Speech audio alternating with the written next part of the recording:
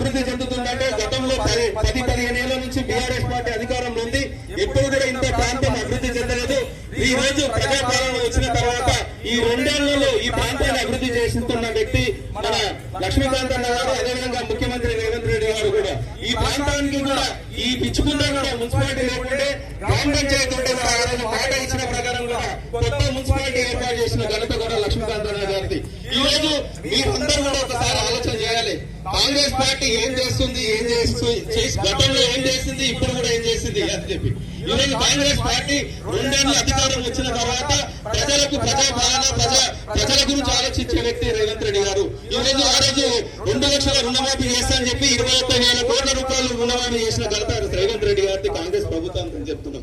ఈ రోజు ఉచితంగా కరెంటు 200 యూనిట్ల కరెంటు నెలకు 800 రూపాయలు బట్టలు అనేది కూడా జీరో కరెంట్ ఇచ్చింది కూడా కాంగ్రెస్ పార్టీ అని చెప్తున్నాం. ఈ రోజు ప్రతి నియోజకవర్గానికి కూడా 3,500 ఇల్లు ఇంద్రమ్మ ఇల్లు ఇచ్చింది కూడా కాంగ్రెస్ పార్టీ అని చెప్తున్నాం.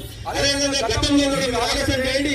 కాంగ్రెస్ పార్టీ అధికారం ఉన్నప్పుడు సోనియా గాంధీ గారు, ఇందిరాగాంధీ గారు కూడా ఒకటే మాట, మా పేద బిడ్డలకు అందరికీ భూములు ఉండాలని చెప్పి లావణ్య పట్ట భూములు, అసైన్మెంట్ భూములు ఇచ్చింది కూడా కాంగ్రెస్ పార్టీ అని చెప్తున్నాం. ఈ రోజు గుర్తుంచుకోండి మీరు. ఈ రోజు గుర్తుండేట్లు ఈ రోజు ఈ తెలంగాణ గురించి మాట్లాడుతున్నాం అంటే ఈ తెలంగాణ ఇచ్చిన తల్లి కూడా సోనియా గాంధీ అని చెప్పి చెప్తున్నాం. సోనియా గాంధీ కేవలం ఈ తెలంగాణ వస్తుంది, ఈ ప్రాంతాన్ని అభివృద్ధి చేస్తున్నాం అని చెప్తున్నాం అంటున్నాం. మీరు కూడా ఒకసారి ఆలోచన చేయండి. ఈ ప్రాంతంలో ఈ రాష్ట్రంలో మన ప్రభుత్వం ఉంది. మన ప్రభుత్వంలో మీరు కూడా మీ వాడలో మీ బస్తీలో ఏమైనా సమస్యలు ఉంటే ఏం చెప్పాలి, మీ కౌన్సిలర్ అభ్యర్థులకు చెప్పాలి. మీ కౌన్సిలర్ అభ్యర్థులు తెలిస్తే ఇక్కడ ఎమ్మెల్యే దగ్గర పోయి మీ వాడలో మీ బస్తీలో ఇల్లు లేని వాళ్ళకి ఇల్లు జాగాలు ఇప్పమని చెప్పి చెప్తారు ఎమ్మెల్యే దగ్గరికి. మీ బస్తీలో ఓడి లేకపోతే ఓడి గురించి చెప్తారు, మీ బస్తీలో ఓడి లేకపోతే ఓడి గురించి చెప్తారు, మీ బస్తీలో పిల్లలకు ఉద్యోగాలు లేకపోతే ఉద్యోగాలు ఇప్పించాలని చెప్పి మీ ఎమ్మెల్యే గారికి చెప్తారు. కాబట్టి అధికారంలో ఉన్న పార్టీ మనది, మీ గురించి ఆలోచించే పార్టీ మనది కాంగ్రెస్ పార్టీ. కాబట్టి కాంగ్రెస్ పార్టీ బలపరిచిన 12 మంది అభ్యర్థులను రికార్డు సృష్టించాలని మెచ్చుకున్న 12 మంది అభ్యర్థులను కూడా కాంగ్రెస్ పార్టీ కౌన్సిలర్ అభ్యర్థులు గెలిపింది. అన్ని వర్గాలు ఎందుకంటే ఈరోజు ప్రభుత్వం ఏర్పడిన తర్వాత కూడా ఎస్సీ వర్గీకరణ చేసింది కూడా కాంగ్రెస్ పార్టీ అని చెప్తున్నాం. ఈ రోజు బీసీ ప్రకటన చేసి మన శాతం ఎంతెంత ఉందని చెప్పింది కూడా కాంగ్రెస్ పార్టీ అని చెప్తున్నాం. ఈ రోజు ముఖ్యంగా ముదిరాజులు కూడా చెప్పే కాంగ్రెస్ పార్టీ బీఆర్ఎస్ పార్టీ 2023లో ఒక ముదిరాజు బిడ్డకు ఒక ఎమ్మెల్యే టికెట్ ఇవ్వలేదు. 50 లక్షల మంది ఉంటే ఒక ఎమ్మెల్యే టికెట్ ఇవ్వలేదు. ఆ రోజు మీ బలమతో మా ముదిరాజులందరూ కూడా రోడ్డు మీద వచ్చి లేవడం.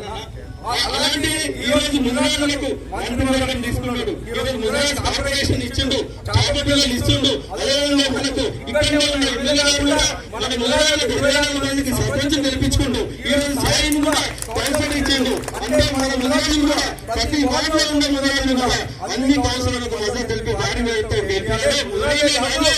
మైనార్టీలు, ఎస్సీలు అన్ని వర్గాల ప్రజలు కూడా మా పిల్లలను గెలిపియండి. వీళ్ళందరూ కూడా మీ ప్రాంతాన్ని అభివృద్ధి చేస్తారని మనస్ఫూర్తిగా తెలియజేస్తున్నా. ఇంకా కూడా ఇలాంటి సమస్యలు కూడా మన జాతి విషయంలో, బీసీ విషయంలో ఇబ్బందులు ఉంటే కూడా నా దృష్టికి తీసుకోండి, మీరు ఎమ్మెల్యే గారి దృష్టికి తీసుకొని కూడా అవన్నీ నిర్వహిస్తారని చెప్పి తెలియజేస్తున్నా. ఇంకోసారి చెప్తున్నా, 11వ తారీఖు జరిగే ఎన్నికల్లో అందరూ కూడా చేతి గుర్తుకు ఓటేసి గెలిపేయడమ్మా.